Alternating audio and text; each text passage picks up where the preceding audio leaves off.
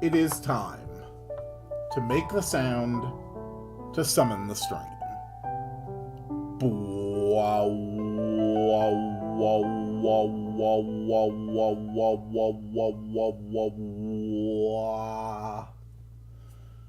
Greetings, dear viewers. I'm Quill Quickcard, and welcome back to the Community RPG Maker Project. If you are new here or stumble across it, the basic idea is that for more than the past year, I have been building a game in RPG Maker, trying to integrate as many suggestions as possible from chatters and viewers. We welcome anyone who wants to participate in the project. You can come and chat during the live streams, you can leave comments on any of the streams, or you can join our Discord. There should be a link down in the description. We do our best to integrate as many ideas as is reasonable, and it's just a really great time, and it's really continued to push my RPG Maker skills to the limit.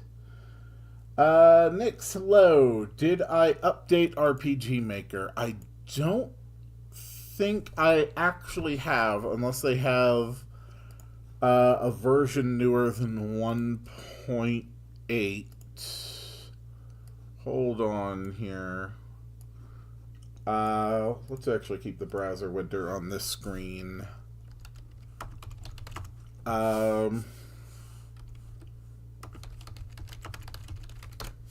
What version are they on these times? Yeah, they're all the way up on 1.10. I really do need to update that.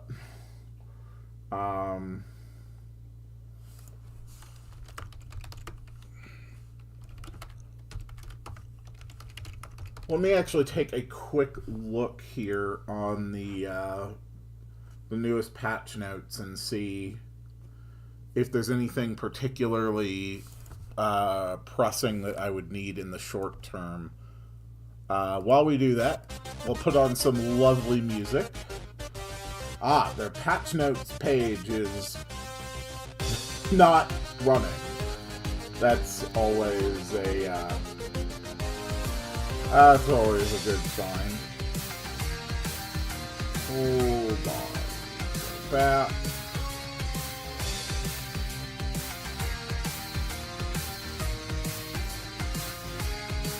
Alright, let's take a look at this stuff here. When creating a new project, you can now choose from the following templates. A setup that includes a game style tutorial, setup with some additional maps included, setup optimized for a screen size of 1280 by 720, show passability feature to the map editor. That's actually really cool. An eraser tool to the map editor, allowing you to replace playstyles with blank tiles. That's awesome. 189 new sample maps. That's awesome. Added a choir to quick event creation. That's cool. Neat. And a few basic bug fixes. Fascinating. Okay. So, between this and next stream, I'll have to make sure that I update my core files. I'm actually 2 versions behind. Come to think of it, what was even in the 1.9?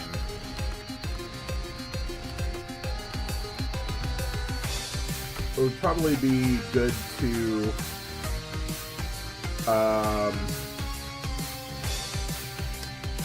check that information as well. This was the stuff in 1.9 I also still don't have.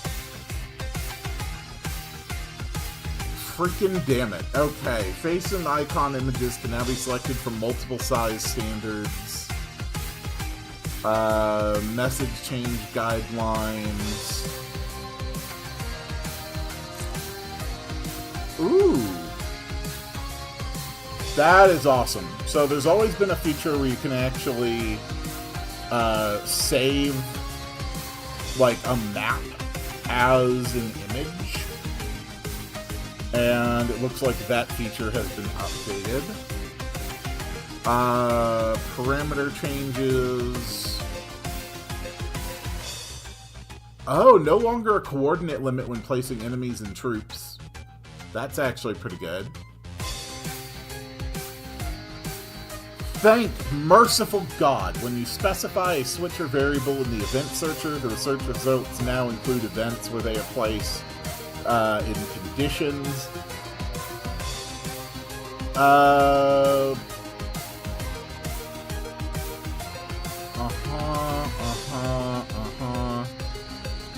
Yeah, I do really need to get those updates. Alright, sorry, got sort of distracted there for a second. This is not supposed to be on that screen.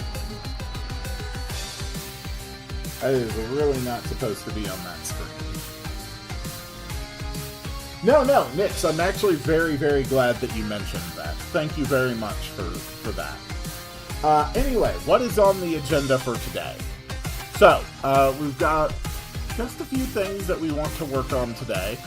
The first one is that we want to finish the events at the dock, so add like some dialogue and stuff leading into the boss fight, add some dialogue after the boss fight leading you to your next location, continue working on the Storm Dragon skills on the player side of things. Start designing a Storm Dragon boss fight and place it in the world.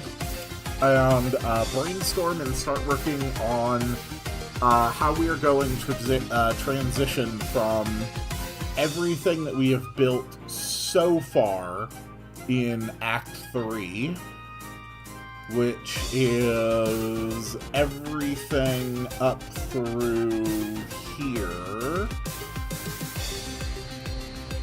and start trying to transition to the second half of Act 3. And this is where we need to learn about the root beer gods, we need to learn about the magic cats. The party steals a pirate ship to go to part 2. They already have a ship, and I'm trying to, for the most part, keep things relatively limited to this area, to this part of the map for Act 3. Although I do have a bunch of little islands that I could definitely do something with, so we do have plenty of room for improvement, and we already have 2 other oases spots marked on the map that we're not using, so we do have room to expand.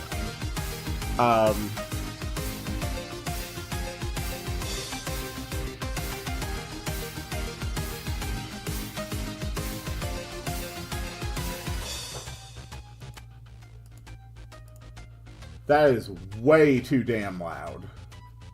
Absolutely way too loud.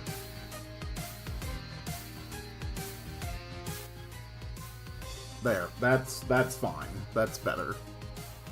I'm sorry for blasting off your ears there, my mistake. Dialing in the audio levels can always be a problem.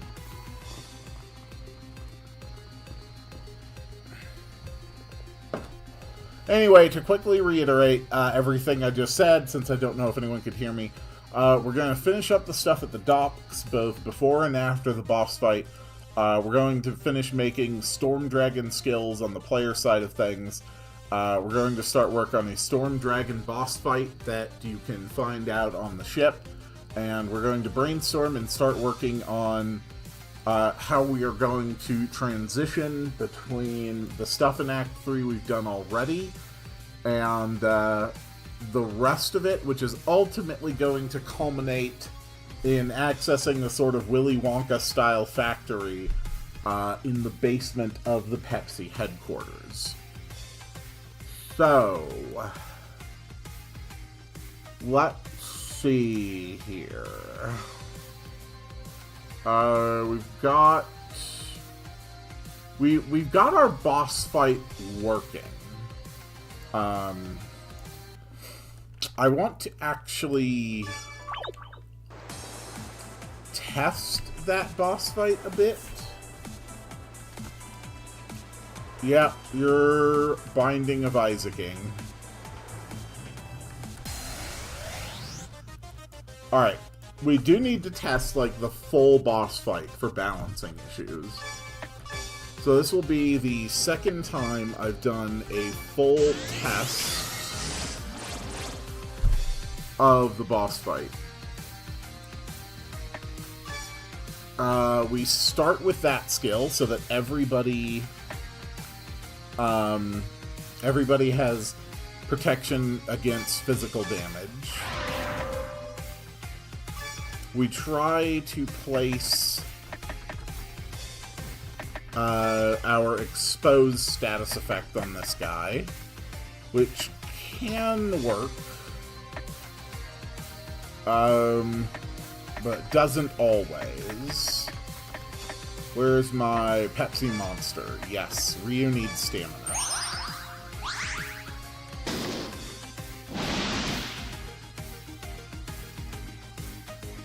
Okay, we are all blind. That's not great.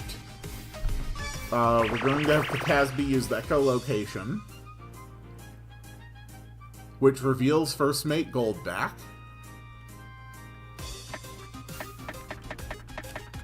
Let's drop some Crystal Pepsi. We could go to a Pepsi dimension like the wine dimension and getting rescued by the Willy Wonka malters. That is a lot of work. It's not impossible, but it would be a lot of work. Okay, grabbed a hold of Katasbi. Let's try to get started with the damage output.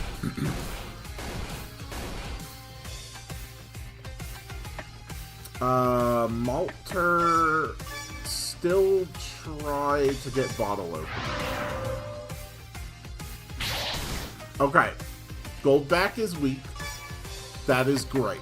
Now we want to double claw on Goldback. This is going to hit hard as hell. Holy freaking hell.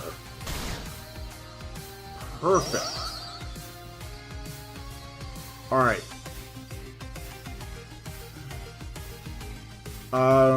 Malter...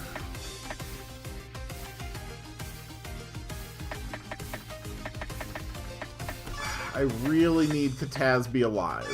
I can't do the heavy metal bash against a weakened Goldback until this jerk stole my bottle caps. It's recovered a lot of health. Okay, there's honestly not much I can do here. Mantis Strength is a set amount of damage. It would always work perfectly on these guys.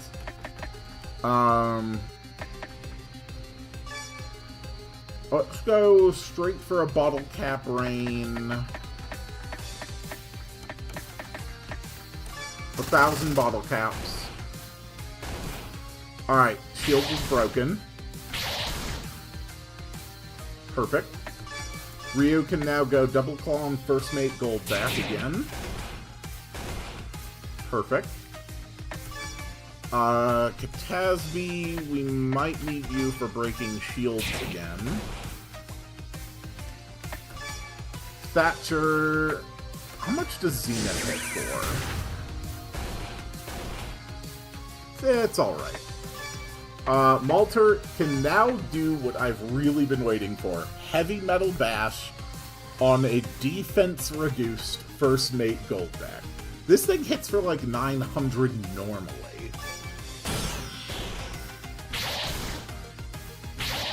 Oh, right, it ignores defense. It's not any stronger, of course.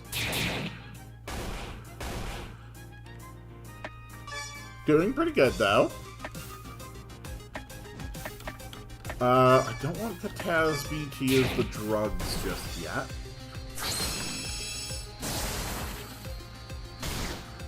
Ooh.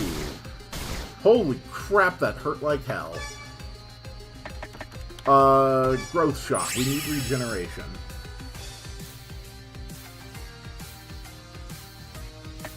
Okay, Thatcher, that's fine. Let's go with Ice Storm.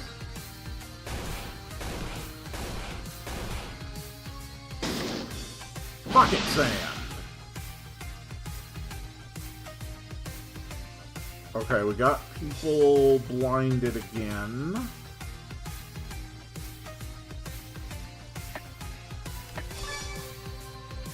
Damn.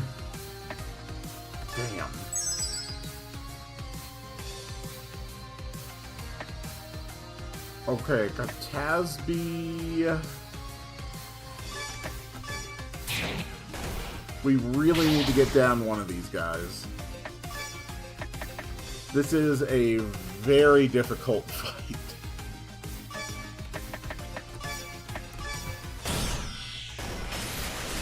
Okay, Goldback is down. Katasby's dead. We don't want Katasby dead. We're going to have to use Diet Pepsi, the healthiest of all sodas. Revives the fallen ally to half their maximum health. Nice. Ryu, Double Claw. Malter, can we reduce their defense, please? Yes, we can.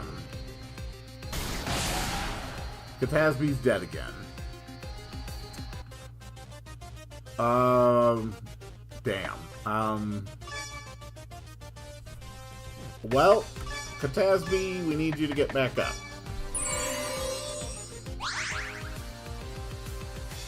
This is a significantly less technical fight than the False Hydra, just mechanically.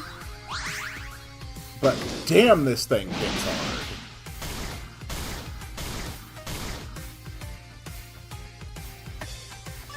Okay, Katasby, why don't you echolocate?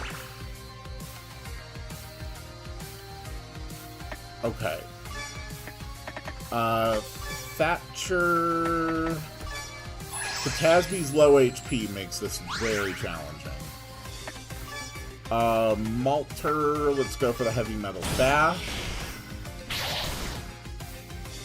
God damn, he hits hard.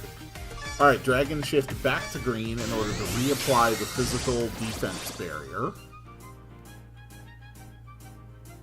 Good.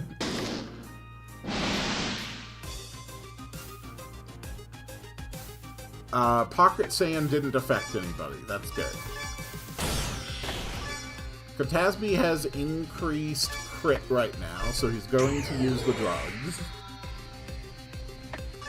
Thatcher healing on Malter Might. Alright, and with that, we should be relatively stabilized, and we can start absolutely beating the crap out of this guy.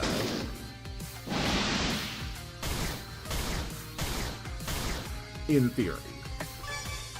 Malter. Let's actually reapply Growth Shot for regeneration. And Malter ran out of prepared ammo. Katasby hits like a truck now. Thatcher can now drop Ice Storm just on one target, which is good for over 1,200. And Malter can continue with the Heavy Metal Bash.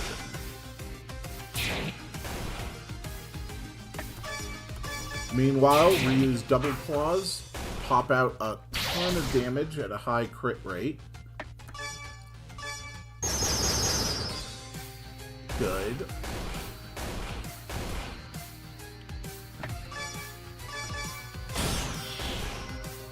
Yep. Heavy Metal Bash. Ooh, that hurt. But he should be below half at this point, I think. So we're doing pretty good.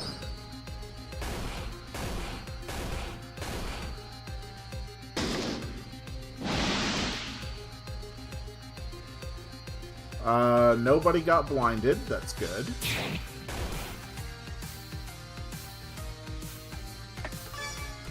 Come on, Ryu.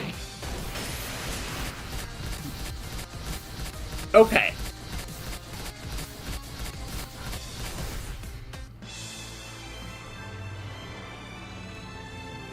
that fight is hard as hell. Holy crap. Holy crap, that fight is hard as hell. But I think it's okay mechanically. I think that the only thing I really want to do is lower his attack by a bit. Lower his attack by a bit. And that should be fine. We're going to make Captain Klaba rather more weak against magic. I feel like Katasby really likes eating shrimp because it satisfies both parts of their biology. I feel sometimes a stat and DPS check is good. Yeah, this thing is tough. To be fair, though, the way it is built, if you avoid using echolocation, they will still activate the shield effect. However, well, they'll activate the shield effect and they will,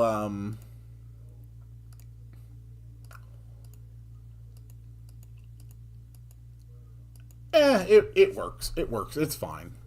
Whether or not you use echolocate early on, it's still going to be a challenging fight. It's just going to be a way that difficulty is sort of shifted a little bit, but it's definitely still going to be present because the boss is going to be able to heal himself. If Goldback's invisible, the boss is able to heal himself. Okay. So yeah, I feel really good about that fight.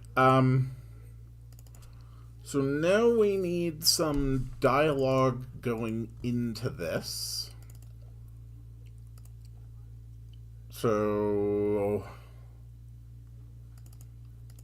we'll have Katasby speak. It'll be like,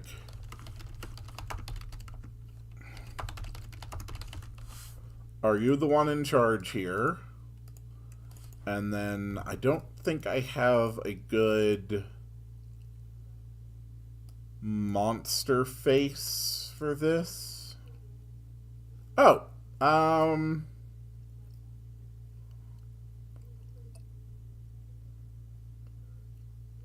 whatever. It's close enough.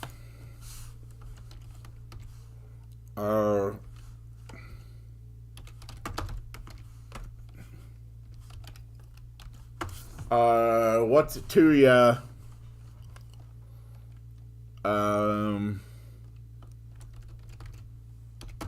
Looking for some of the looking for some of that. Looking for some of that catnip. What's it to you?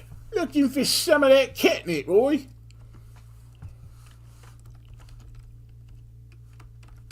Well, I hopes you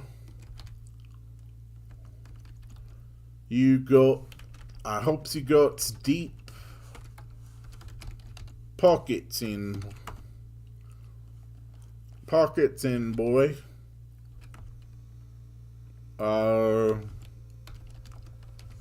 Cause it's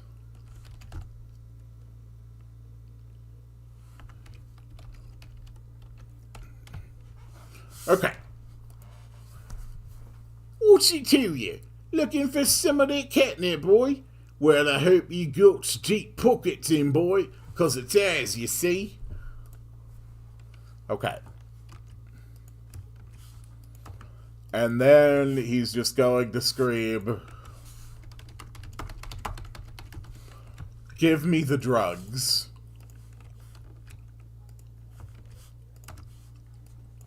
And this guy's gonna be like, whoa, hold on there.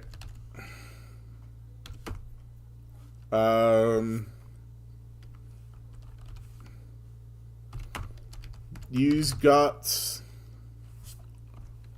the caps, and we's got a deal, eh? Well, hold on there. You's got the caps, and we's got the deal, right? Okay, perfect.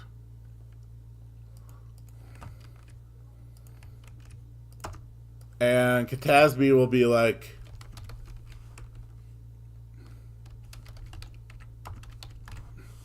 drugs now. And this guy will be like, oi, what's his problem in?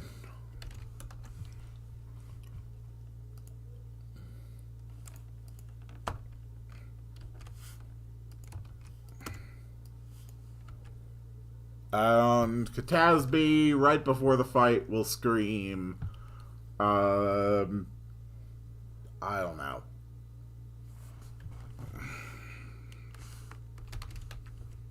He'll just scream mine. Okay, and then we have the fight. We get out of the fight. The boss disappears. Victory and boss music goes back to normal. The switch turns off in case it was still on for some reason.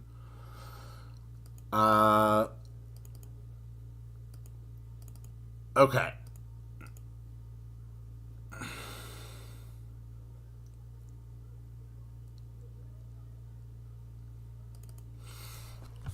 Okay, so good old Tasby, he's gonna be like,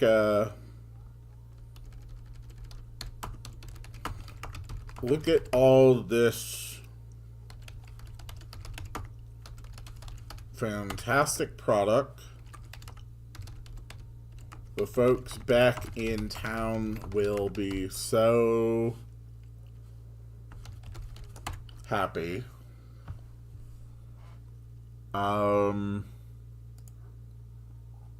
Okay. The folks back in town will be so happy.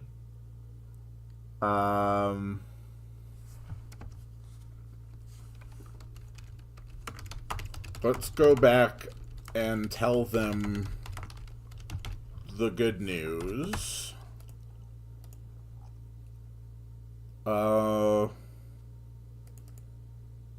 Okay. And then at that point, the player is either going to be here or here. So if they move up by 2,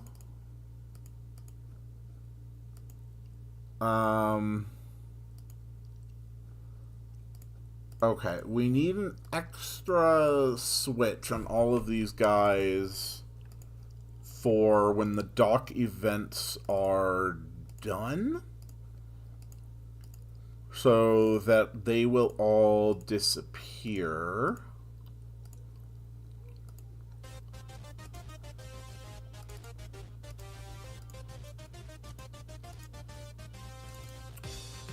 Nice. Thank you again to Cole for providing this piece of music for the project.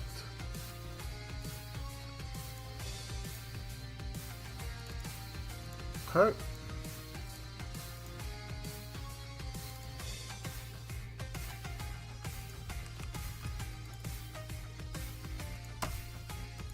So specifically, the docks over switch turns on.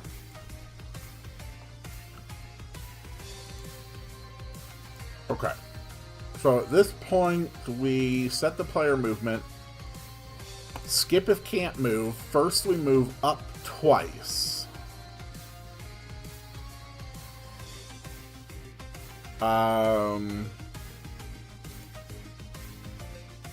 Then left.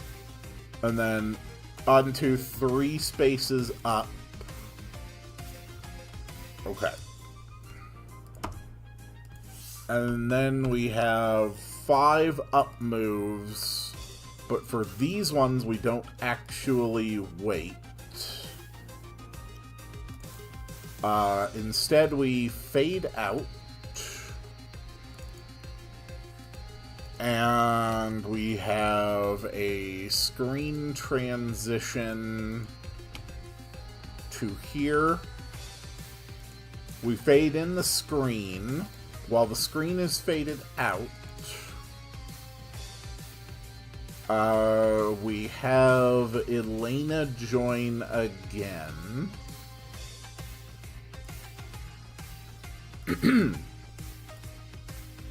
And so then we have a couple bits of messaging. You can now use the docks on the north side of Pepsi Land to embark and disembark from your ship.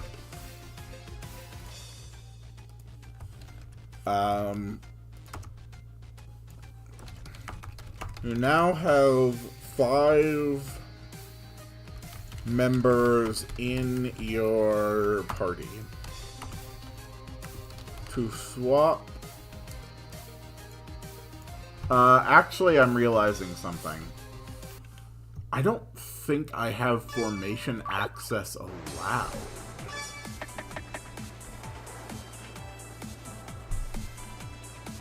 Oh, crap.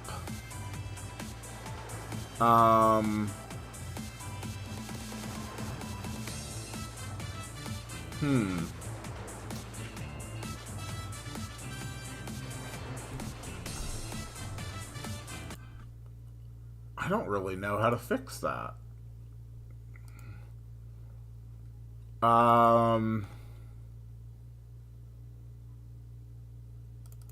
Shit.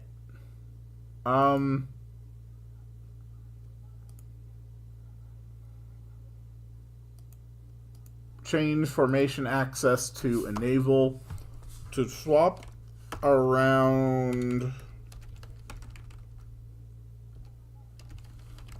party members. Go to formation in the menu and select different party members to reorganize them. Your 5th party member will be listed below the active 4. Okay, that might be enough to make it work. Let's give it a test. We're going to use debug code 321 in order to clear the boss fight. Please get out of my way. Thank you.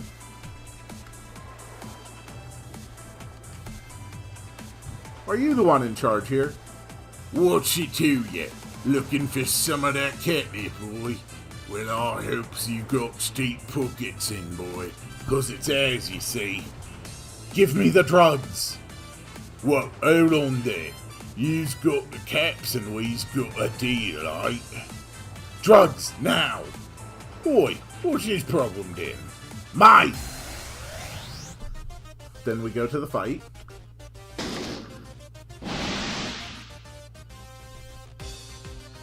Okay. And debug code 3, 2, 1. Explosion.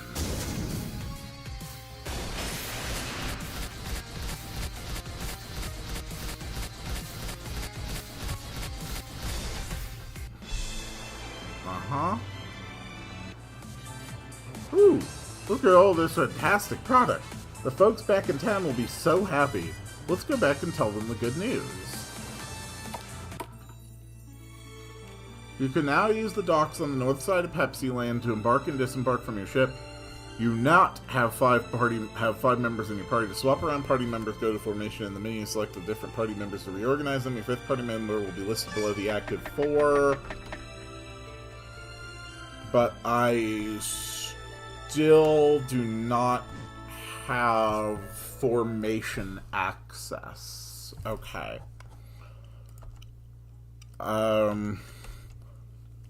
We'll swap around active.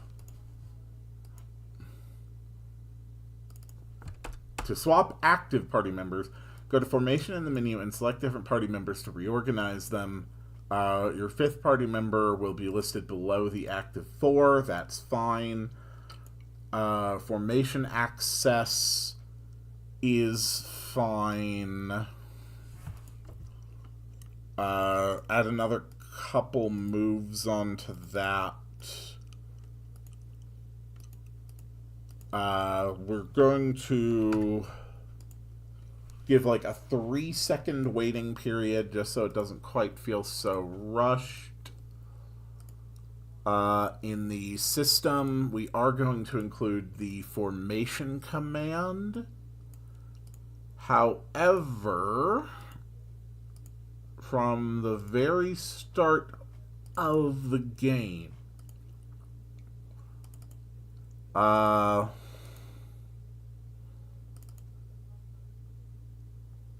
we are going to make sure that formation access is disabled. So formation access will only become available later. So yeah, we now have formation access. That's fine. We also need the actual dock itself to reactivate. So I already set up a future switch for that.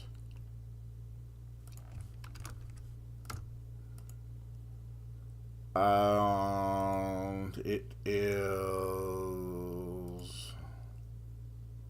catfolk dock fixed. Okay. All right, let's test it again.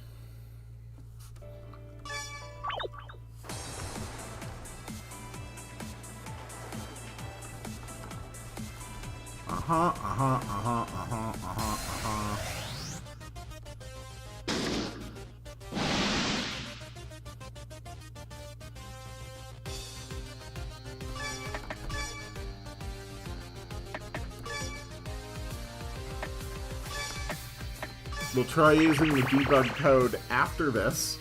This will let us test what happens if both bosses die at the same time. 3, 2, 1.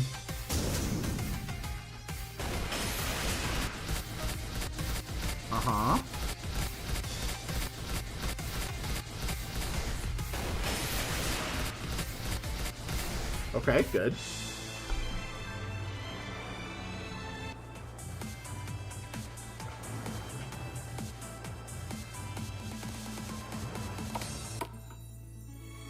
You can now use the docks on the north side of Pepsi Land to embark and disembark from your ship. You now have 5 party members. To swap active members, go to formation. So we can now freely move them around.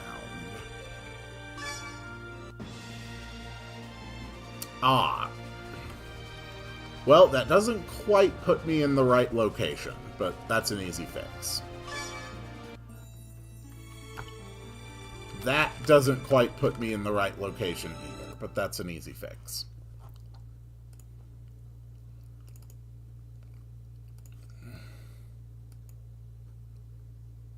Hold on. Here we go. So we transfer the player to the overworld here, facing down. That's how I did this. I changed the tile set. I couldn't remember how the hell I made the boat work.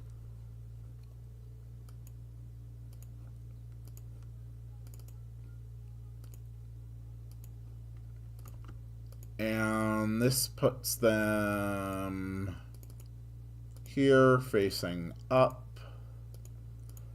Good.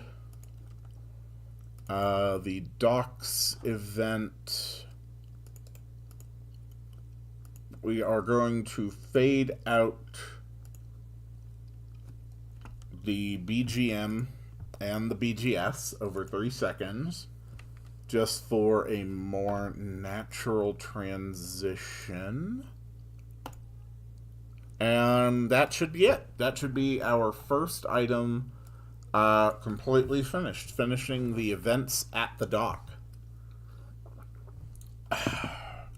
Next up, we wanted to keep working on the Thunder Dragon stuff on the player side of things.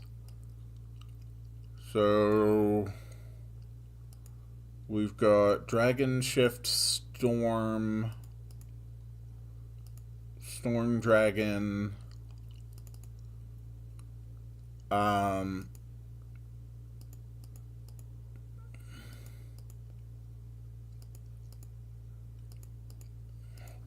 honestly, I think yellow works. It's basically just supposed to be like a lightning dragon.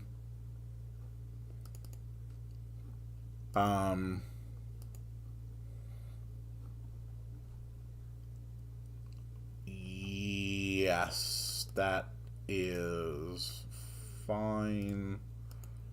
Dragon shifting is fine. Storm Dragon stuff is fine.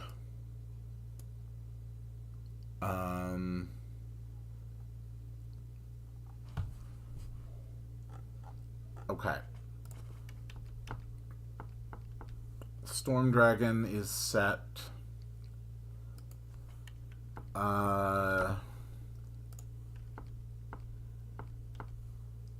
This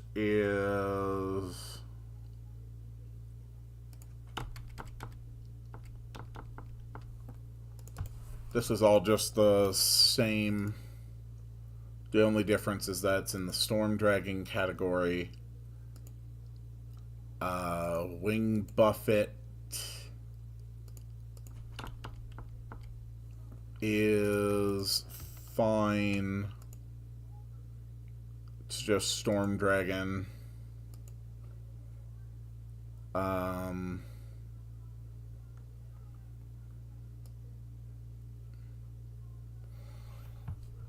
Did I not set up a Storm Breath? I wonder if there's a Hurricane Dragon.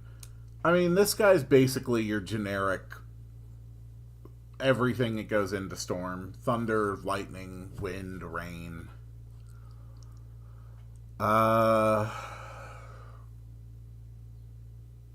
Doesn't really do anything.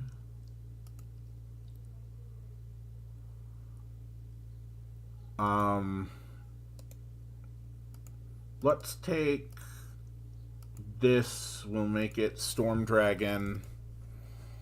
These are Shocking Fangs. Bite an enemy to drain some stamina from them.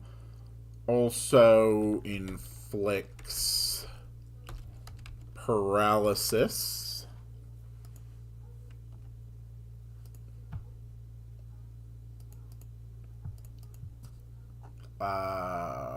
Paralysis. That's fine. Gnashes. Shocking Fangs.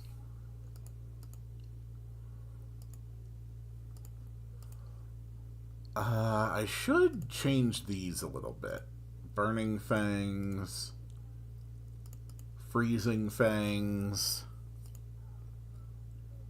Thunder Fangs.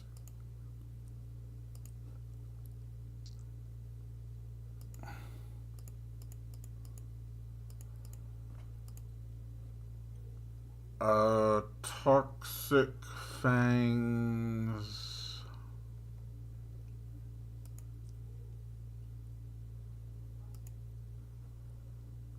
That works good for Toxic Fangs. Penetrating Fangs can just be Pierce Special 1. Shocking Fangs, Storm Dragon, Pierce, all of that is fine.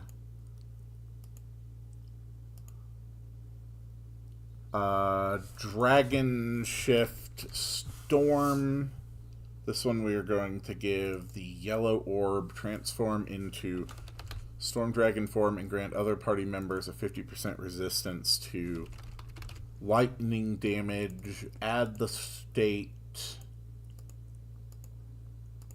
Dragon Guard Storm, common event. Dragon Shift. Dragon Shift, whatever. It will be event number 59. We use this one.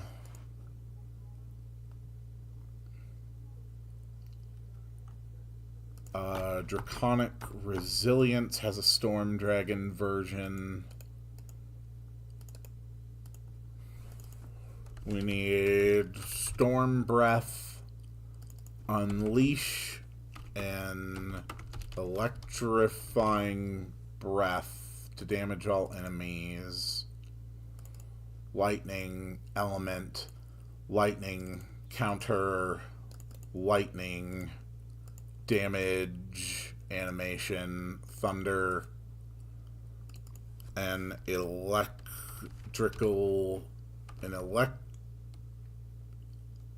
spews an electrical breath. Sure, that's fine.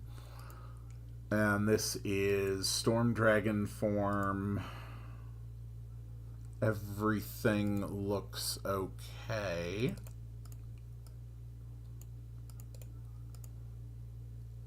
So now we're going to have to modify all of the Dragon Shift abilities.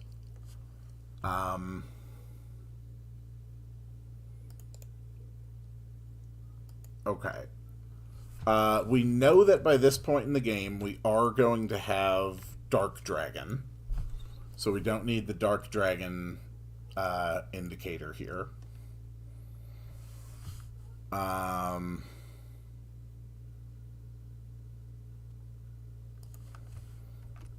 Yeah, just put all of that in order.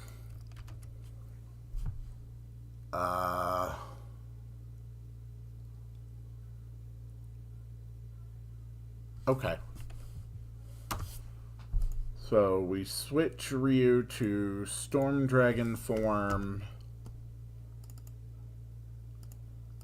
We switch to Yellow Dragon.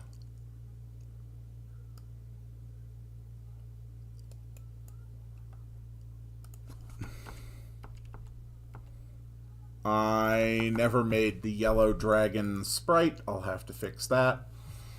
So we take away Dragon Shift Storm, and we add Dragon Shift Red, Green, Blue, and Dark. And then we take off Dragon Guards Red, Blue, Green, and Dark. Okay, perfect. So now on the other Dragon Shifts, we need a condition where if Storm Dragon Orb is on, if you have become a Storm Dragon, it also adds Dragon Shift Storm, and then deletes Dragon Guard Storm.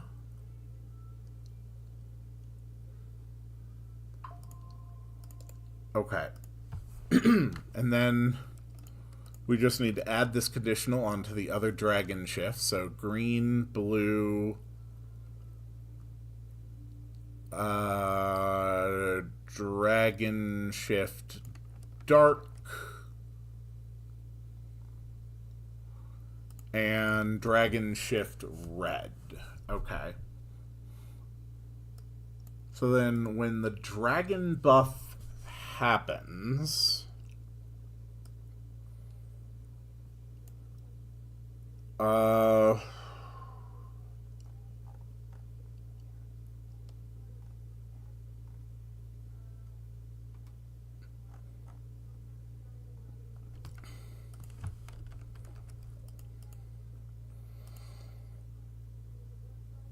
we also add Wing Buffet 248.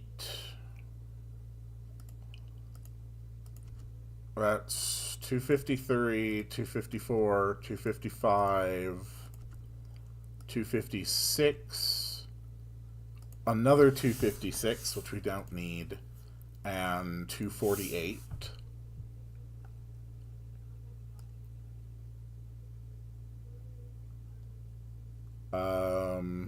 Okay, that's fine. Here we add 278, 279, 280, 281, 282 double claw.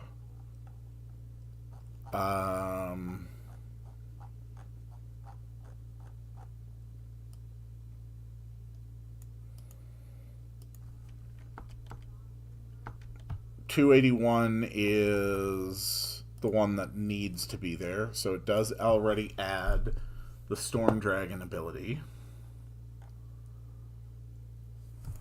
It does add Shocking Fangs. And the feeding it is meant to take away is number 246, which it is. So that's ability 246, and then the rest of the skills are added when we unlock the Storm Dragon. So it should be fine.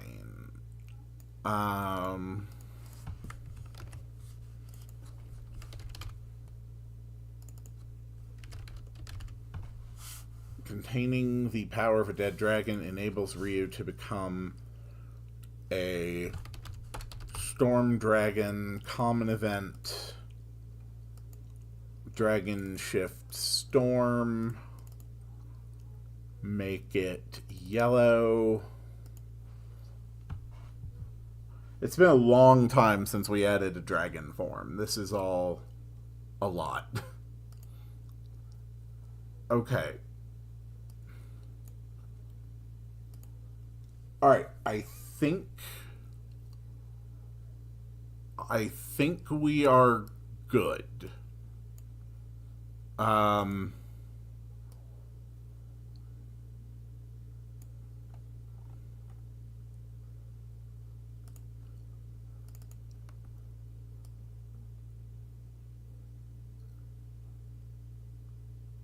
Okay.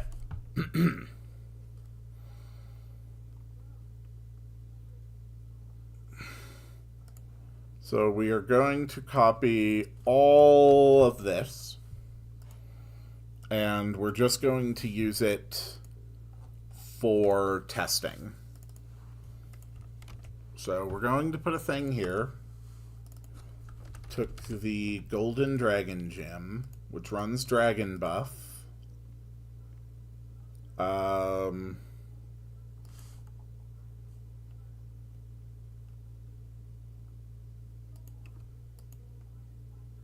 Okay. We actually need to run these before we run Dragon Buff. But, yeah, we've got Storm Breath. We run Draconic Resilience. And we run 246, so they should be skills 241 and 246, hopefully. 241 and 246, yes, those are correct.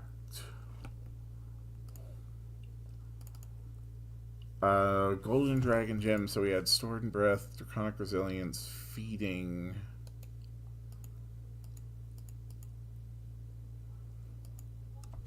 Okay. And then we add the Lightning image. Ryu changes class to a Storm Dragon.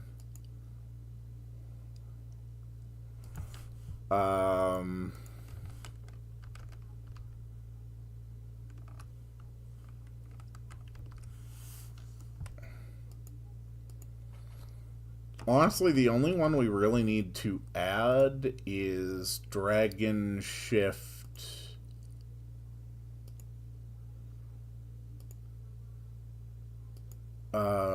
Storm.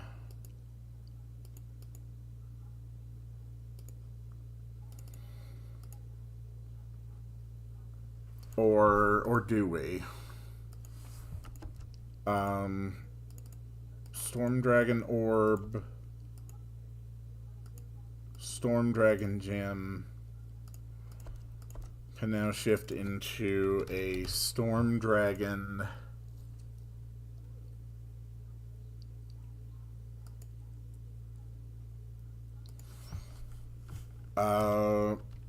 No, I think I actually do need to include all of the dragon shifting. So red, blue, red, green, blue, and dark. But not storm, because we are already in storm dragon form.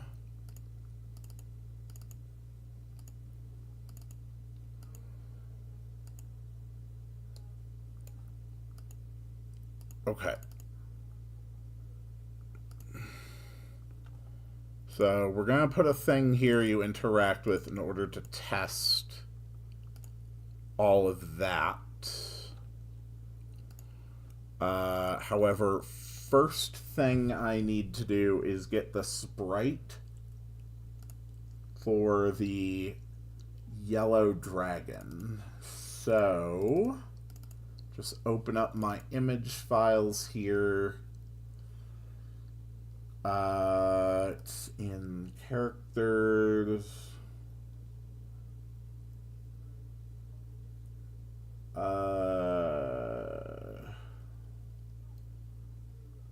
Here we go. All right, let's make some slight adjustments here. Oh wait, no. I'm being silly. We need to change this. This is what we need. We need the new battler.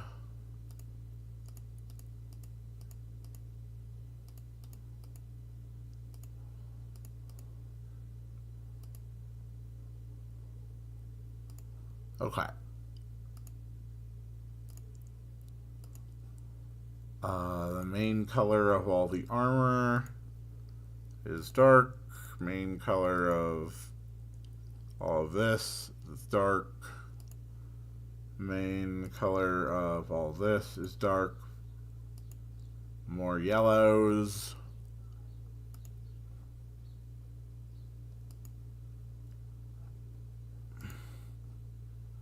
And more yellows.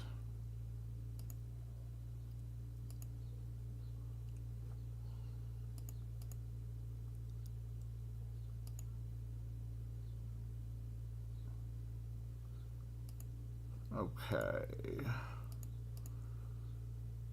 And that should be fine. All we really need is the battler.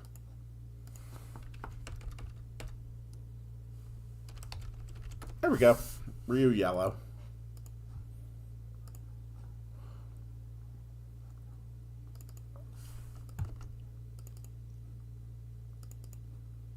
And Ryu yellow.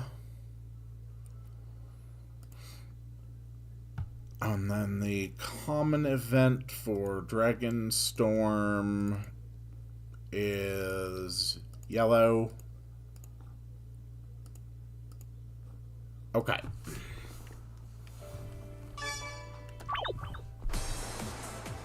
So it's probably going to be a little bit wonky.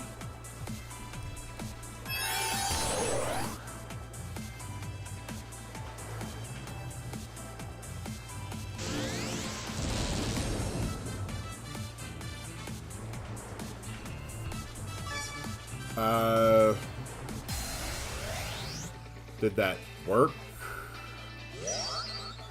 Ryu is definitely in the proper form now.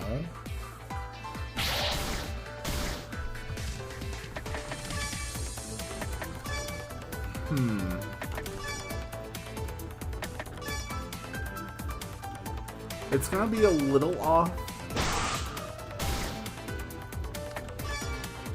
But we do have Draconic Resilience, Storm Breath, Shocking Fangs, and Double Claw. And the only reason we're missing Wing Buffet is because on this particular save, we have never unlocked Wing Buffet for the Storm Dragon in this mode.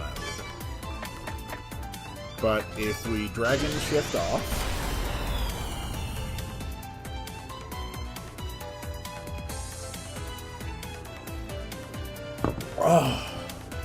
just downed my whole cup of tea. And now I'm pouring another. Some lovely Earl Grey this morning. So we should be able to shift back into Storm Dragon and basically see the same effect.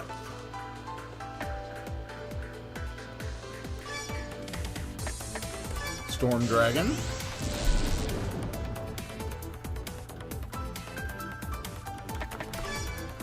The shift looks like it worked.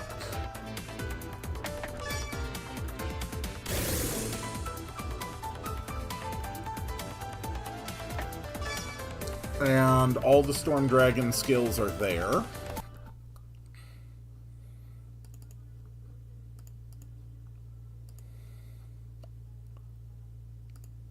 Okay. So one of the things I want to do is change the Dragon Guard Storm icon from this one to the yellow one. That way we can still have, like, you know, a white dragon.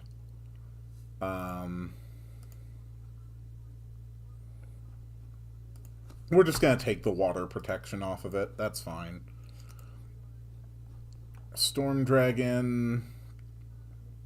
Yeah, that's fine.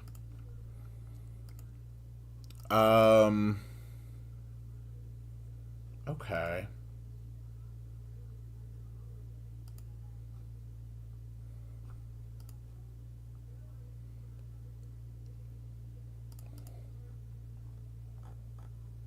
So it seems like it's working okay. I don't think I wanted to change the color of, like, the overworld character, though. Did I?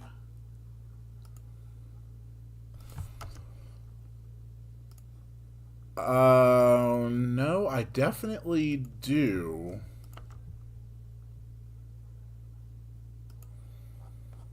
Okay.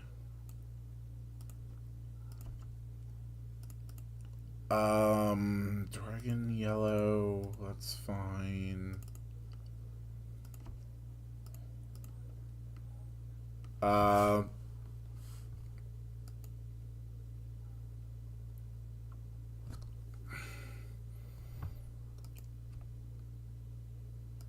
So we want all of this stuff to happen before we run the dragon buff.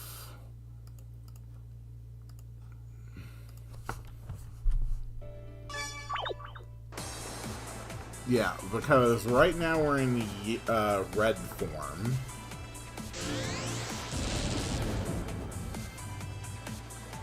Okay, it does change. Perfect.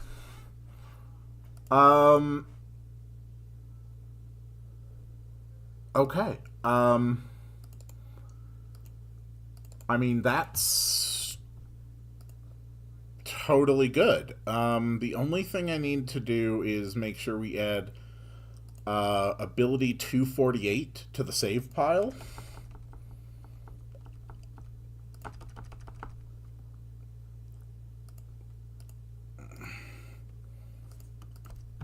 So Ryu, add Wing Buffet 248.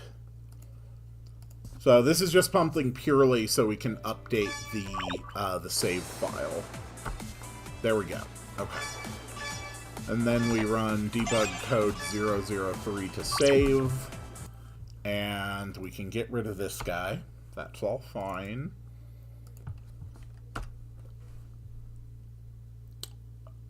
Okay. We're just gonna put this guy off to the side.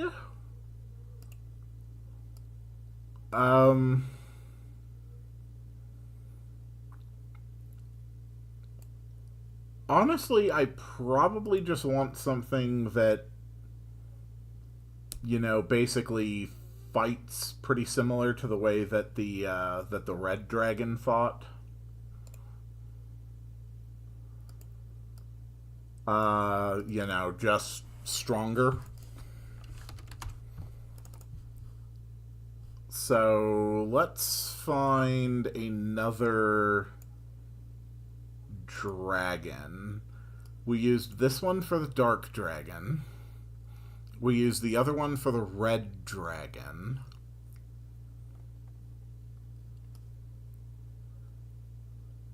So let's find something that'll work good for the storm dragon. Something that I can make yellow. Honestly, something like a Leviathan might work. It really just depends what we put in. Oh, I finally put in the beehive sprite that I've been sitting on for like 9 months. Do you think you got any other dragons? Yes. Yes. There is a void dragon, which is going to be the ultimate secret thing that you find if you're able to clear all the stages of the Spire Flight minigame. But that one we are not putting in at this time. But that is something that's going to be there. And it's going to be just really, really powerful non-elemental dragon.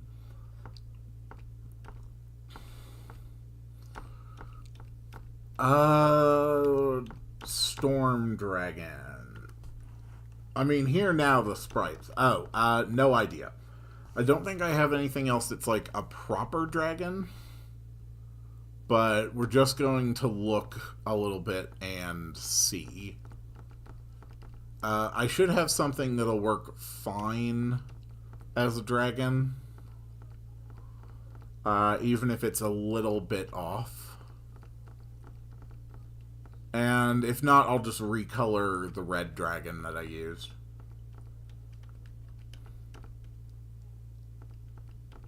That's a phoenix.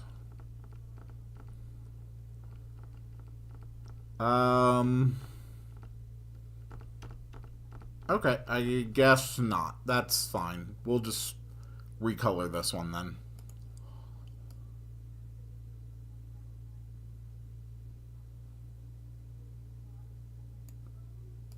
There we go.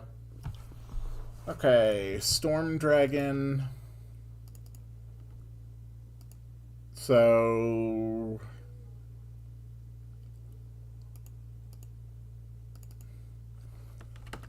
we're going to give it an almost complete resistance to lightning damage. We're going to give it reasonable resistances to fire and ice. Darkness will work well against it. So we will say that darkness is 150 power.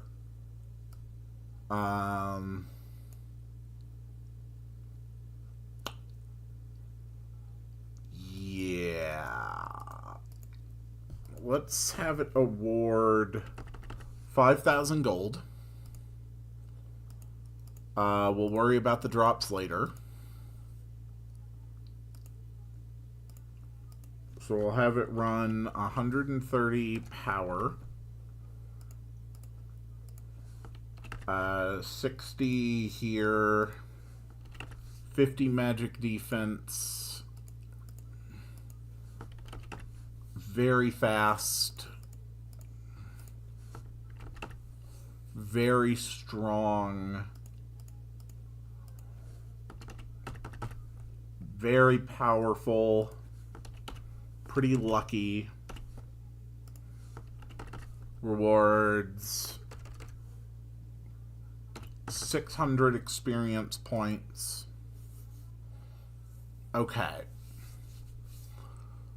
And then we want to take the selection of generic boss conditions and put them all in. Okay. Your attack element is lightning. Okay.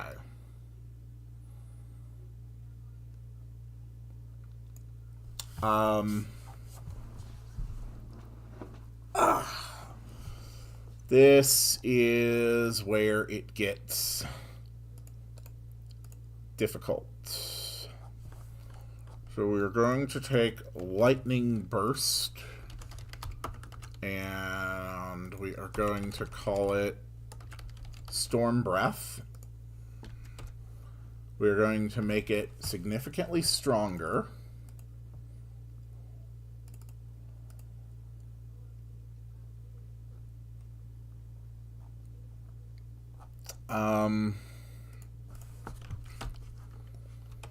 So-and-so spews electrical breath.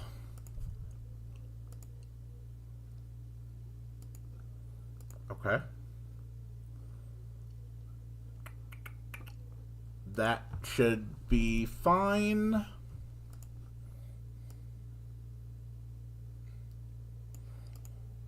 Let's put our Storm Dragon out here.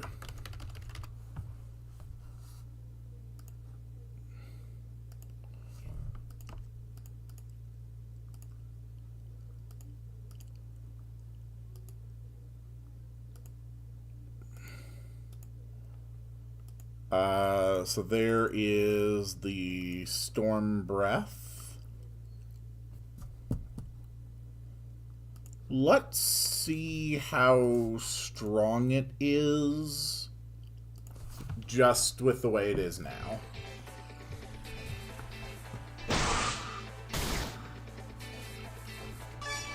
Okay. Just attack it. I'm mostly just concerned of its damage output.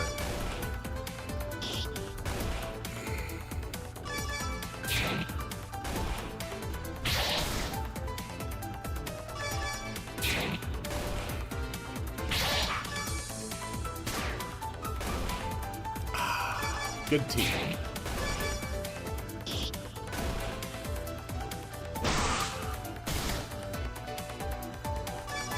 Okay.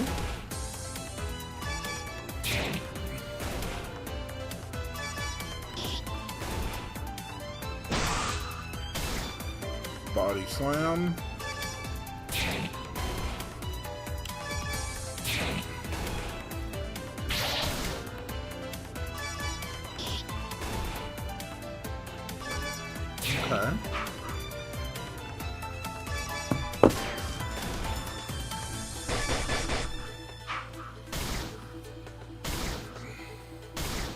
Okay. Tail swipe is good. We can definitely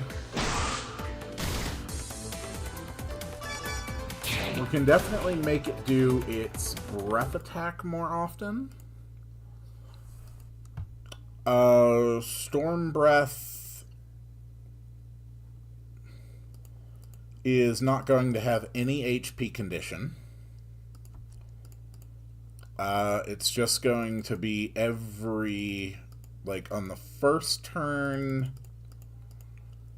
and then let's say every 6 turns after that. Tail Swipe on turn 3, and every 6 turns after that. Double Attack on turn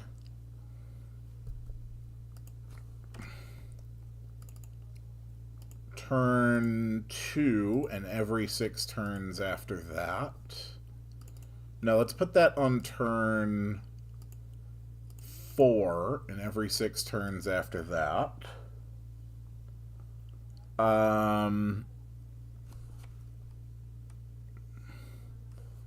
Regular attacks otherwise, and then Wing Buffet on turn 2, which we'll just put here, because I believe the Dark Dragon was using a version of that. It also had Claw Swipe and Wing Buffet. Okay. Which Wing Buffet was it even using? 352? Okay.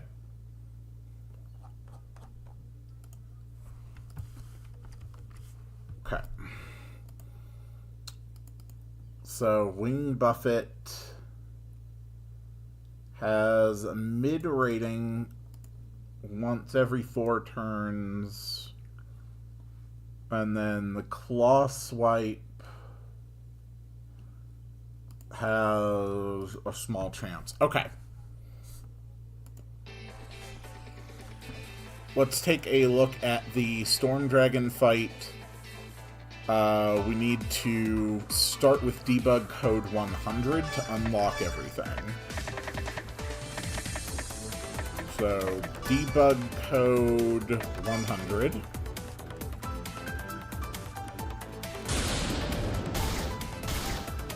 Holy crap, that hurts. And that's good because that's exactly what we wanted.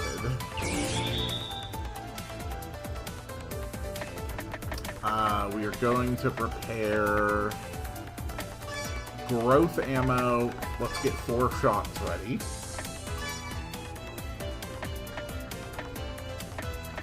Double Claw.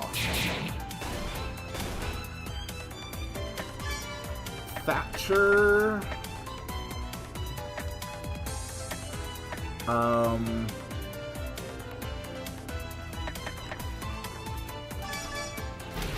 Pyramid Hex.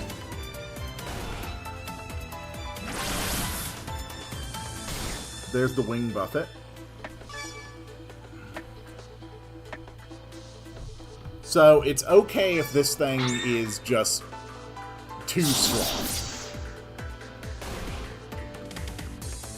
Like, it really is okay if this thing is too strong. This is something that you can go and fight, like, at any point during the entirety of Act 3. Does Baja Blast work on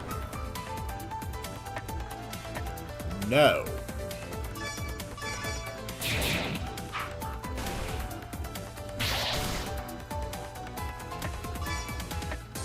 God damn, this guy is strong.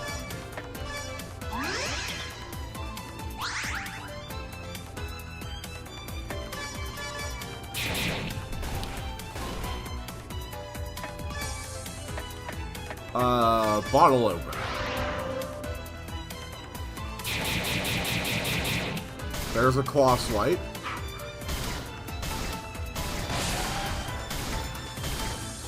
Holy crap, that Claw Swipe is strong. That's actually too strong. Okay. So the main, like, this guy is ridiculously tough. But the main thing to deal with him is to use damage over time stuff. So it's going to be fine. Expose works half the time. Blind works half the time. Hex works half the time. That's all fine.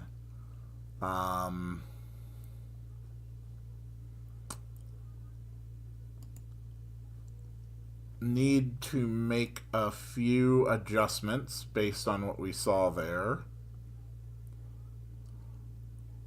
One of the important ones was Swarm Call, which needs to actually put a null state onto Catasby. Otherwise, it'll say it had no effect. Null animation state. Perfect. Baja Blast did not say it had no effect, which I'm not entirely sure why it didn't.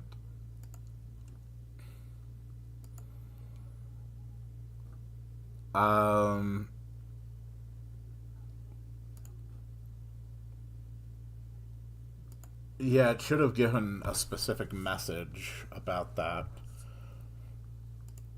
The stinging bugs, the poison bugs.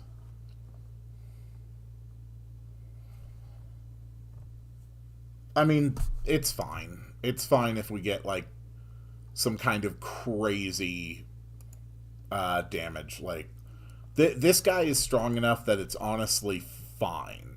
Like, it is truly fine if this guy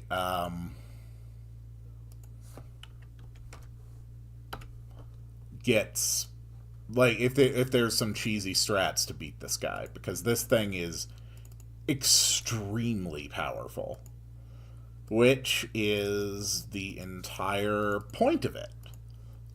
It is meant to be extremely powerful. The general idea is that if you go out and try to fight this, as soon as you go into Act 3, you are almost certainly going to have your ass kicked. You know, unless you've got something crazy in your pocket like a mantis shrimp. So now that that has been built, we can put it out here in the ocean.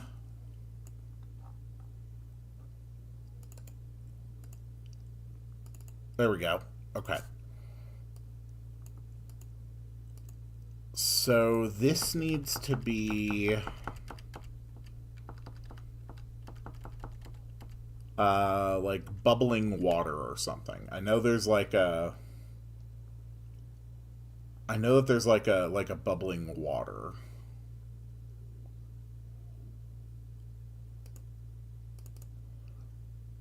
Kind of like this one.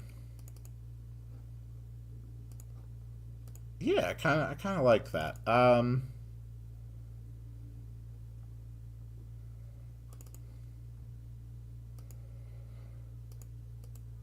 Let's go with that. Let's make it so that if you touch it, it triggers the fight. It can self-switch, which is always important to disable itself. We need the boss battle music. Okay. And we want to go with our normal super boss battle music.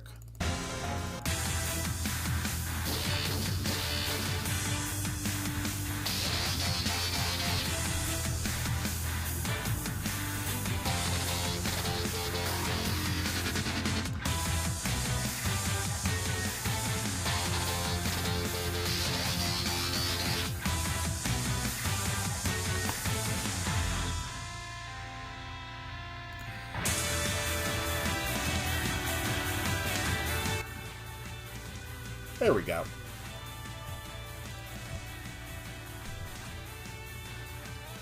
So it does all of this.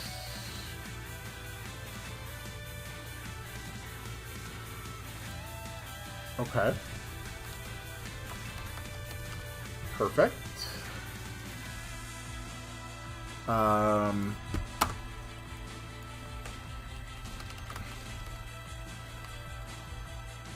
As the dragon falls,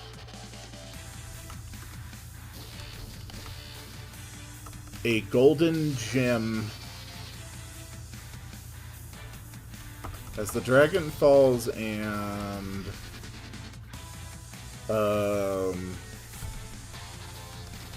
its flesh begins to melt away,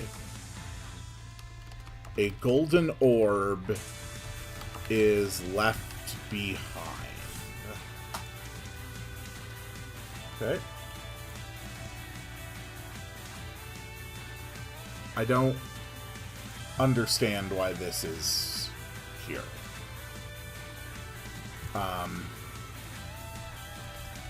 Ryu grabs the golden orb. No, Ryu receives the golden dragon gem. Is that what I called it?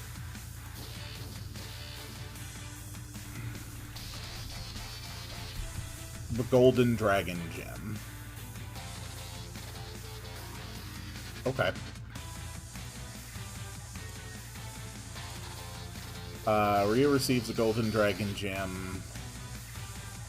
We do all of these things.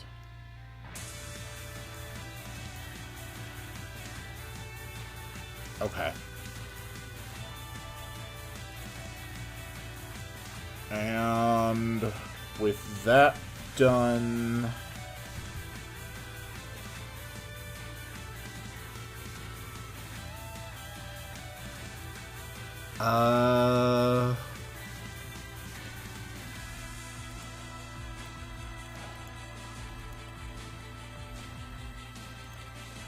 I think that's good enough. Oh, right. Now I remember what I needed to do. What we needed to do was change the battle background. So we need to make it look like we are on a ship.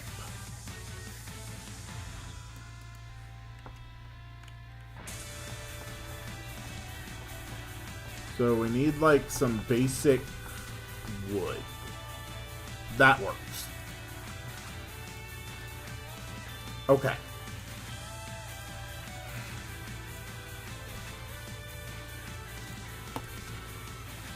Alright, let's make sure it works.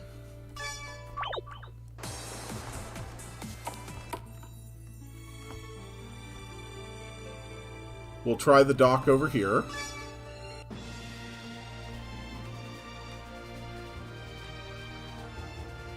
So we sail over this way. We spot something in the water. We're like, oh, what is that? And the storm dragon comes out. And it immediately makes it clear that you messed up. Anyway, debug code 321. Explosion.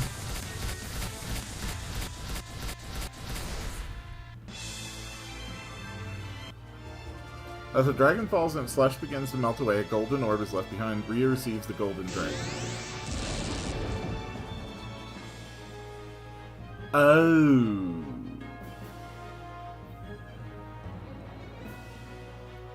Oh. Okay. There's the problem. We are still in boat form. Okay. Right, because we have a common event that resets your boat, resets your player form. when you get onto the ship.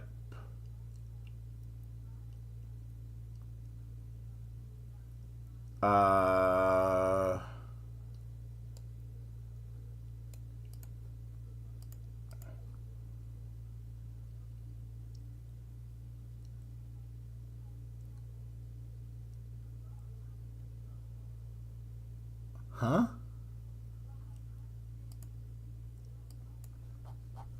What is...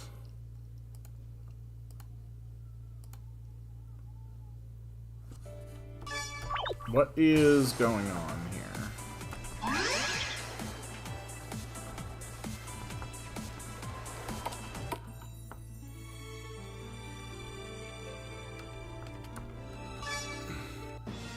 Yeah, we're a boat. And then we're not a boat.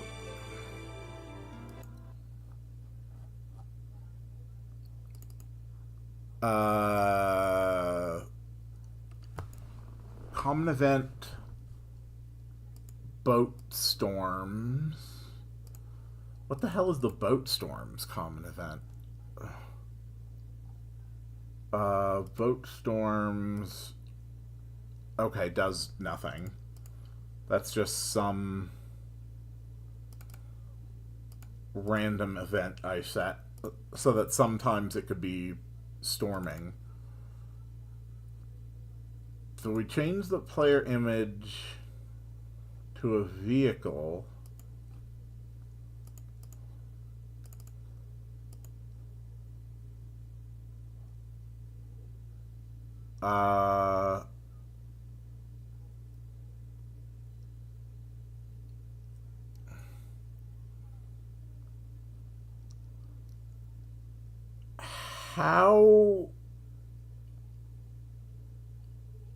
How is it changing back from a boat?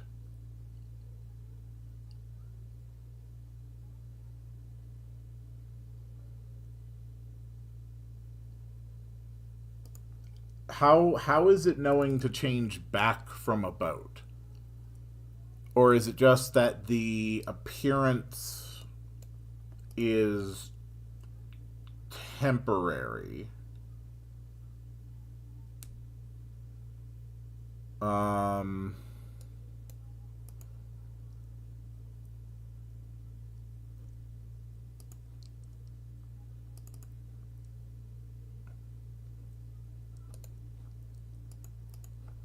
I don't understand.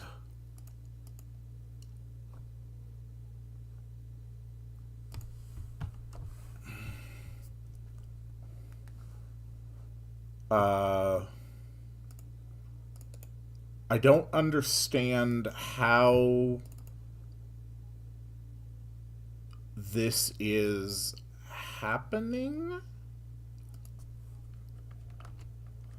I think it's because the image I'm displaying for the player is being switched by an event and not changed.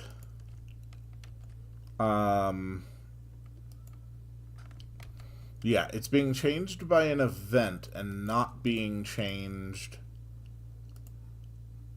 by the change images command. And that's why it is resetting on a transition.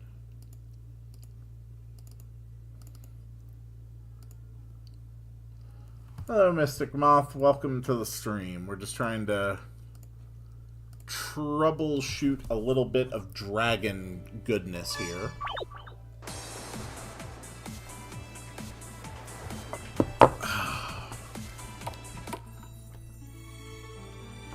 Okay.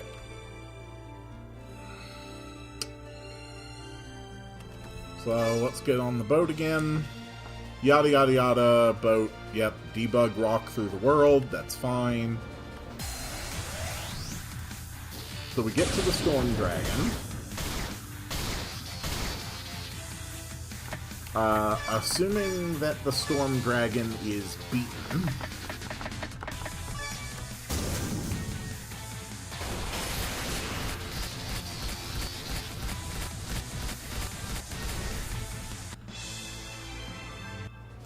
Okay. We get the golden dragon gem. Ryu can now shift into a storm dragon. So we never see Ryu's form appeared. But he is now a storm dragon. He does have all the storm dragon abilities, which is good. Ah, that should not be allowed to happen. That is another thing I will need to fix. And we are definitely in Storm Dragon form. Okay, so that works. That works fine. We need to make sure this is direction fixed so that it doesn't change its form.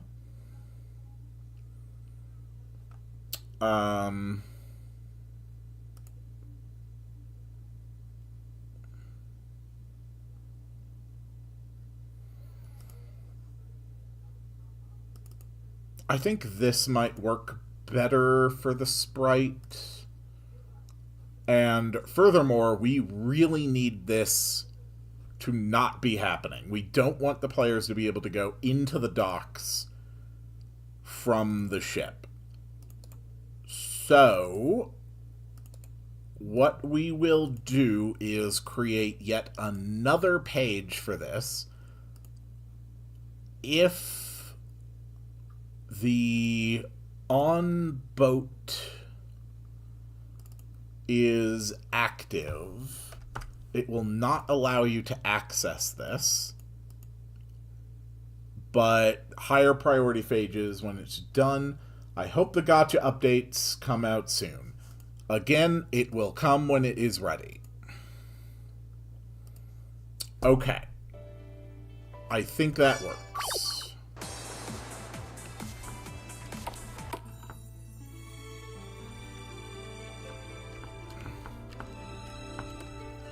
Okay. So we should no longer be able to get off the ship at the docks. That was an important glitch. I'm glad I noticed it. So the Storm Dragon is out there just hanging out in, like, weird smoke. This should do nothing. It does nothing. Perfect.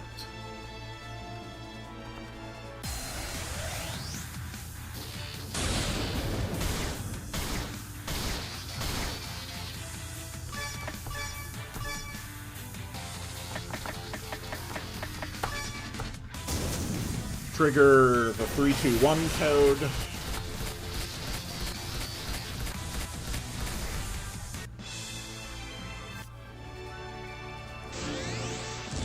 Now we have Dragon Shift Storm.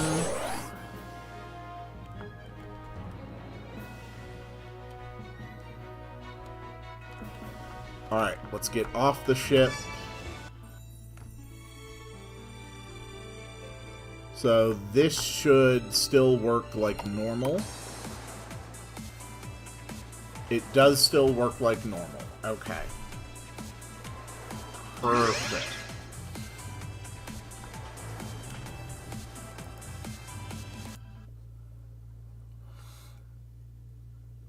I think that looks good. I think the dark smoke is a little tough to notice, so we'll make it red. And then just for the sake of... Whoops.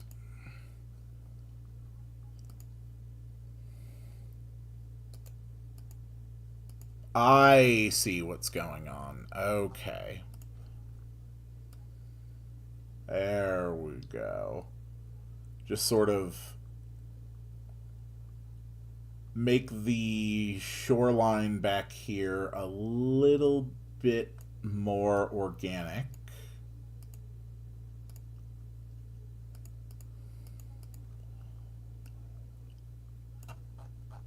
Perfect.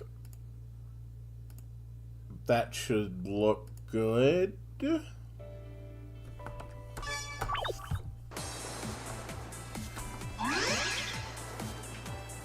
Yeah.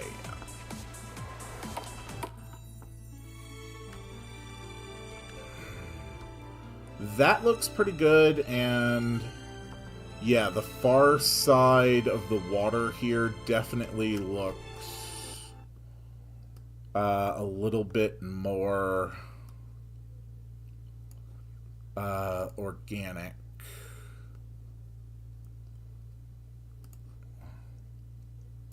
Okay. Just go like...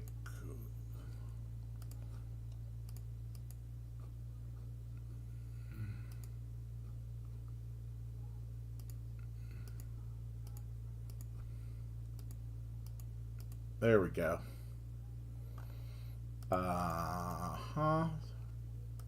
Just break up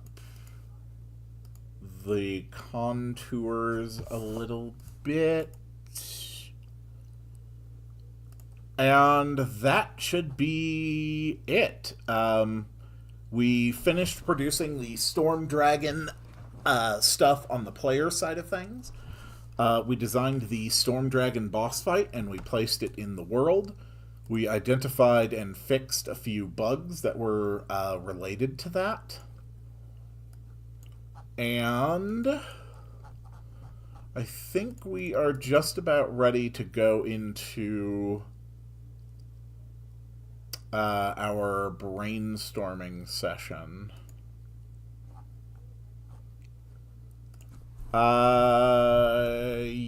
Yeah, I think we're good. Okay. So let's move on. This is where we're actually going to brainstorm how we are going to be handling the transition between different sections of Act 3. So, first things first, let's sort of define our goal here.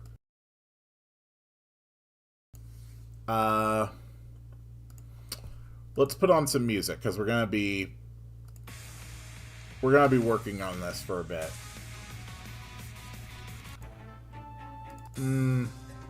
Nah.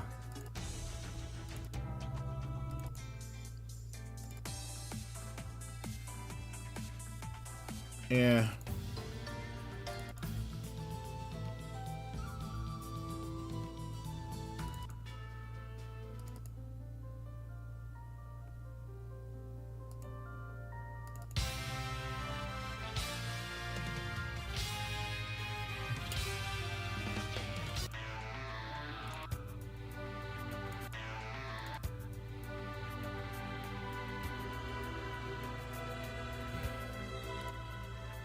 Okay.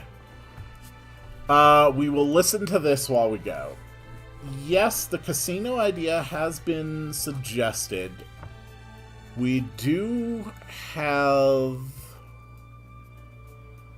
assets that could work for a casino. And by could work for, I mean... we actually have just some straight up stuff. So...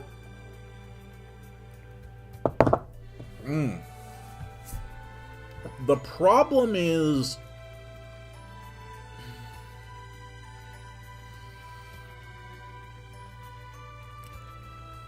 The problem is what we are trying to do. So... Big picture goal. Players need to learn about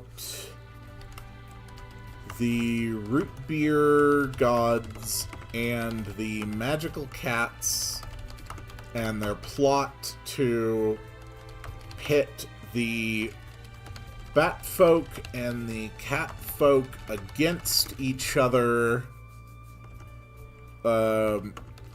in order to appease their gods.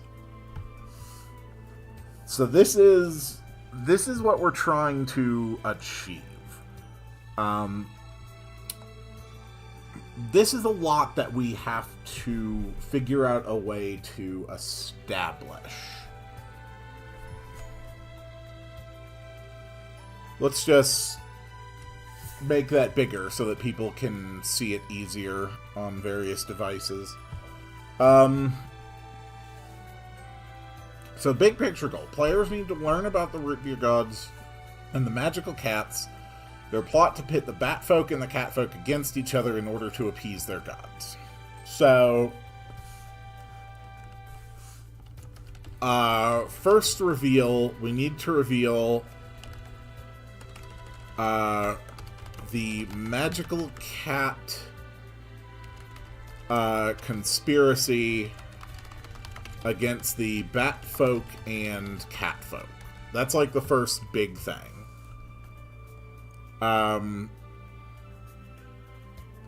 Then, second reveal, the magical cats are doing this to appease the root beer gods. So we have two big reveals that we need to work toward in order to sort of advance the story forward.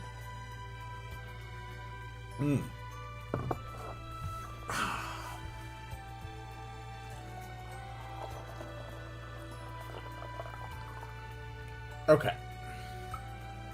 So, if you need a little bit of a refresher, basically what happened is that during the events of the false Hydra attacks, two magical cats fled from Wallachia and found their way to this group of jungle islands over here. They headed toward Pepsi Land. Neither the cat folk nor the bat folk offered them help. So, in desperation, trying to survive, they took a deal that was offered to them by the root beer gods in exchange for their souls. So the third reveal, the magical cats are doing this to buy back their souls. So the root beer gods were basically like, okay, we'll save you, but you're gonna have to give us your souls.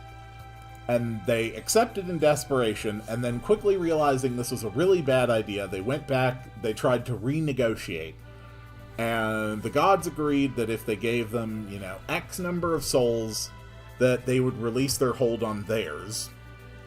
So the magical cats, having already had a reason to hate the cat folk and the bat folk, decided to drive them, to incite them into fighting each other, so that the root beer gods could collect their souls and they would be free.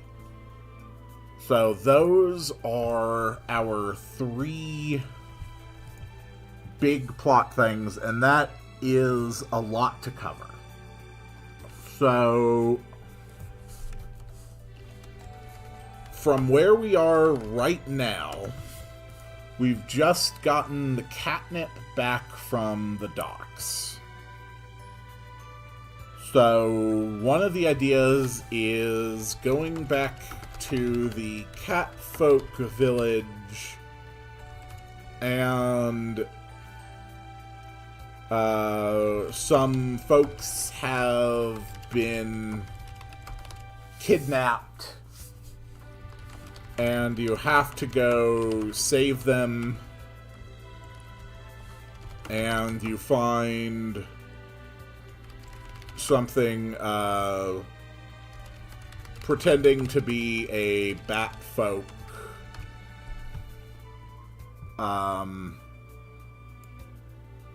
This is one possible idea to work our way toward the first reveal.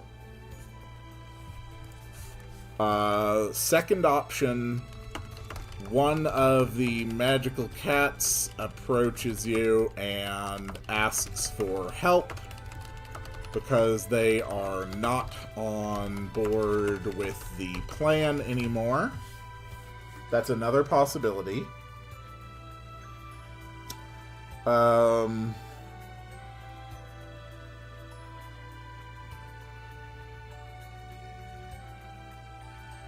What else? What else? What else? What are some other ways that we could do this?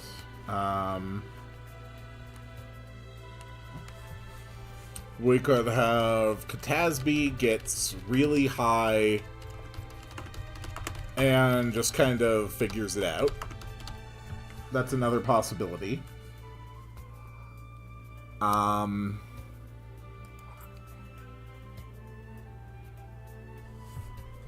We could have the Catfolk Shaman recruits the players to figure out what is going on because things are weird and not making sense. So we could have the players explicitly told to go out and to look into it and discover this conspiracy.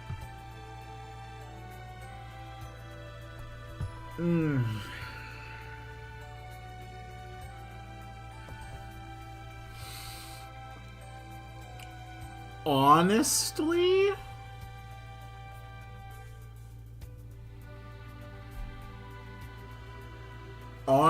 Cole, I was going to sigh heavily at getting another suggestion that didn't really advance things, but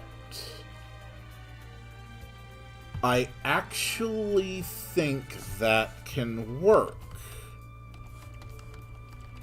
Katasby senses something and uses their echolocation to find invisible things stalking around the Catfolk village, and the players follow them.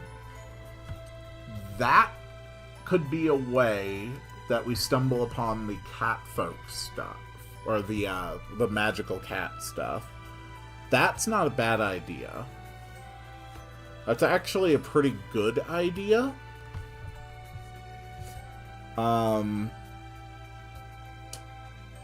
What else? What else? What else? How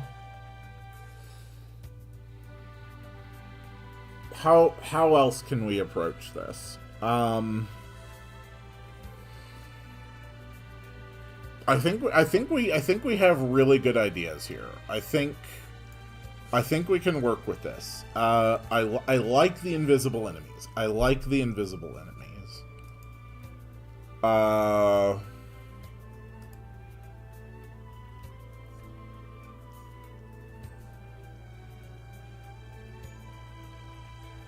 Okay. So it is possible that you could go through the entire boss fight on the docks without ever using echolocation, without reading the messages quick enough to realize that there's something invisible there. That is possible. This actually solves that problem and gives a chance to have specific dialogue in battle where Katasby says, oh, there's something there, I can detect it with my echolocation. So this gives a specific tutorial on detecting invisible enemies with echolocation. That works. That works really well.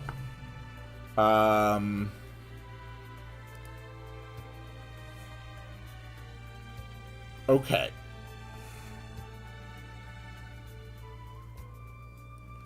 So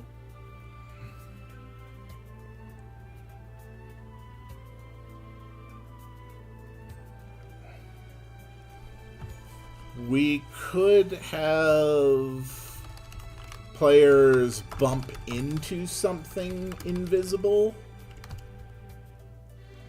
or Katasby notices, or Katasby senses something invisible while on the drugs. So that sort of works along with that. I really like this idea. Stumble upon an invisible spy that is revealed with echolocation. And then it runs off, and the players follow it.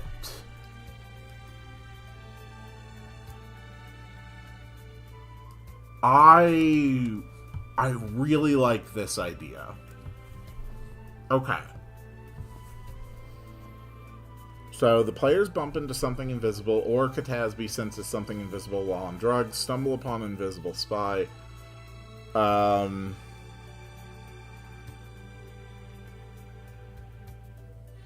Okay, we would need to put together a scene in the Catfolk village, but that's easy enough.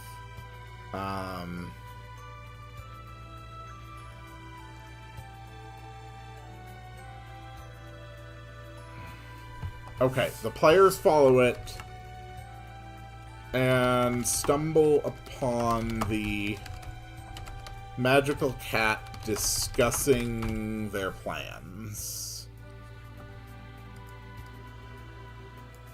I think this is it. I think this is how we get our first reveal.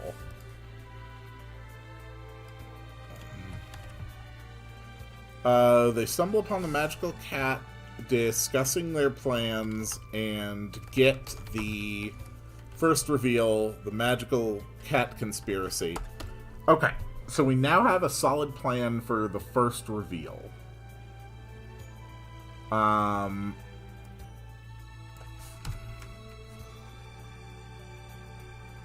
So this is where we have our first altercation with the magical cats.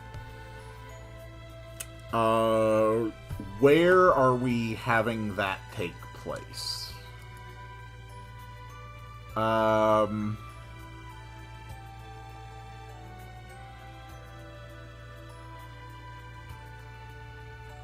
Where is it happening?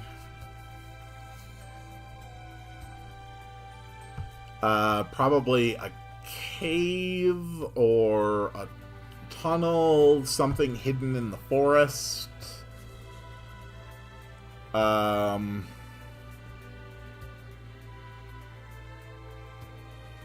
We could, like, show an image of, like, an enemy walking into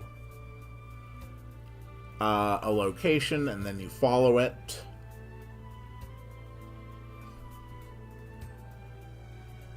Okay.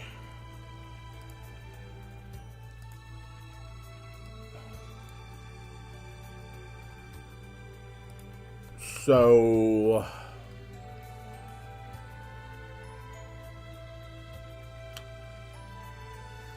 where do we go from that point? How do we advance past this inciting incident?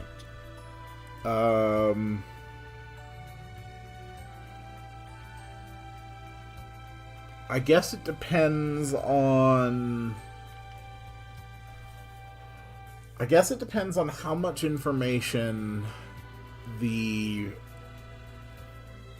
players actually get.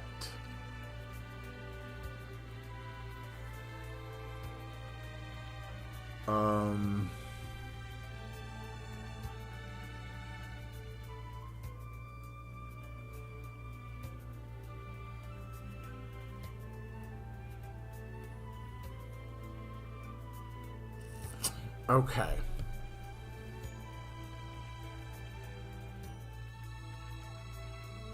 I'm honestly kind of drawing a blank right now. And there's not much happening in chat either. It's already been a couple hours. We do have enough to work with to get started next time. So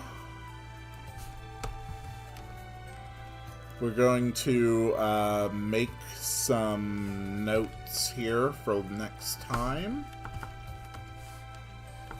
And I think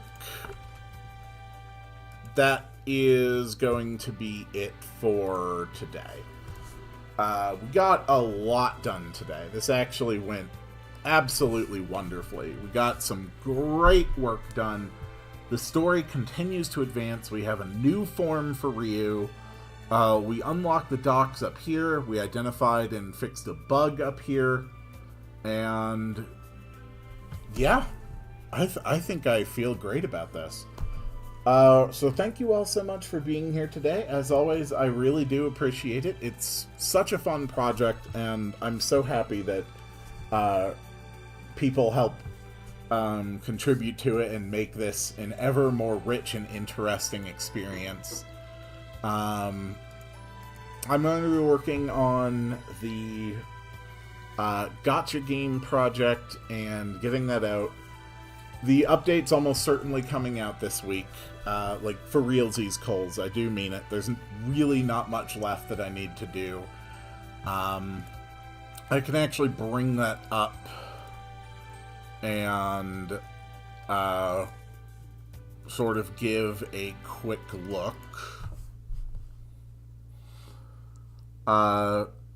Basically, I've been redesigning the generic level system, just so that there's a greater degree of variation in the stuff that you do between story missions. Mostly because I have no extra story missions, and we kind of need more story missions. So, there's a big, complicated system in place. This whole thing is also making it so that none of the things that are placed on the generic maps are able to appear in the same location as each other. So there's no longer any risk of, like, a player and an enemy spawning on the same spot, for example. And then by setting different areas to different ID codes, we are able to easily filter where different types of things can appear. So, for instance, on this map, all the yellows are places where damaged wall panels can spawn. All the oranges are spots where, like, level objectives can spawn, and all the red spots are places where enemies can spawn. Every generic map is also now able to spawn anywhere between 2 and 5 regular enemies. The other current conditions that I have plugged in are that there can be a boss monster that'll spawn in one of the orange spots, or there can be either 2 or 3 damaged wall panels that you have to interact with spawning on the yellows. Those are all conditions for clearing stages at this point. It just draws from them randomly. There's also going to be a salvage mission where either 1 or 2 things will spawn on oranges, and you have to interact with them in order to clear the mission. There's going to be just a salvage mission. And then there's going to be a final one for scanner placement, where, again, on any of the orange spots, you set up, like, basically a device to scan the area. So there'll be 2 specifically combat-oriented quest conditions: kill all enemies or kill the boss, and then 3 non-combat focused objectives, and those are repairing wall panels, setting scanners, and salvaging drones. There will also be a chance of spawning basically a treasure spot, something that you can salvage for a little bit of treasure. So far, I've got 2 boss monsters integrated, a couple new data cards put in. I still want to put in a couple more for this update. They basically let you trade in a quarter of your life for either a quarter of your stamina or your focus. The common events have continued to get kind of crazy. Yeah, we've got a number of generic systems.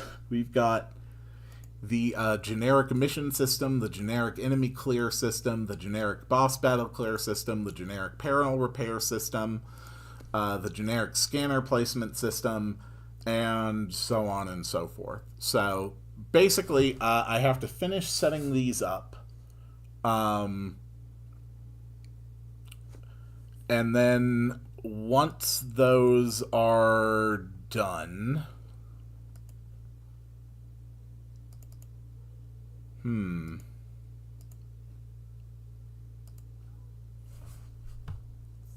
interesting. Basically, once all these are done, I'm just making the base system here on one generic map, and then I basically just copy paste it across to the other generic maps. I do also want to make 4 more generic maps. I'm actually going to have to adjust some of these so that you can't just see these things hanging up in the corner. That shouldn't be too much of a problem, but yeah, the gotcha system is totally fine. And then I also have just one more character that I need to make like a headquarters version for.